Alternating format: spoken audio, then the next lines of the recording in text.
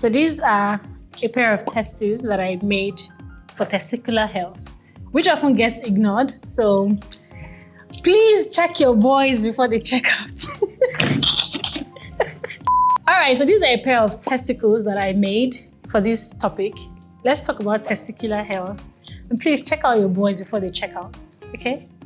So here are some common testicular issues that are in cancer. First off, we have varicocele. So varicocele basically is an enlargement of the scrotum. It can grow to be as big as a ball. It's also one of the problems that will definitely affect fertility because it happens from a very young age. So starting around the ages of 3, when the testes are supposed to have descended. Another one is called hydrocele. So hydrocele is basically fluid in the scrotum as well. This is not usually very painful, but requires treatment as well, just because of cosmetic reasons. Another one is called epididymitis. It sounds as painful as it is because it's definitely painful. You will notice redness as well as swelling. What is inflamed here is called the epididymis. That's basically where the sperm is stored, matures, and as well as it's transported.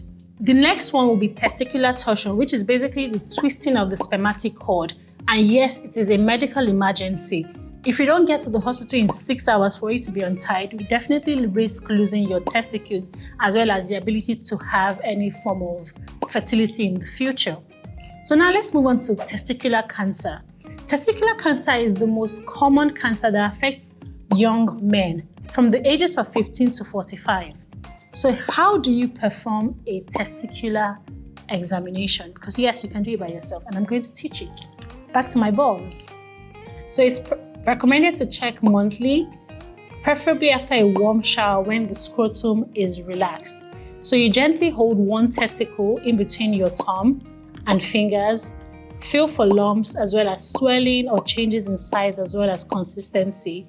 One of the testes might be naturally lower than the other. Please, that is completely normal. However, here are some red flags. Painless lumps. If you feel a lump that is not painful, a lump that hasn't always been there, please take that as a red flag and come to the hospital immediately. Any swelling or heaviness is also a red flag, as well as dull pain in your groin or lower abdomen. They're all red flags and could be signs of testicular cancer. So like I said earlier, go check your balls before they check out.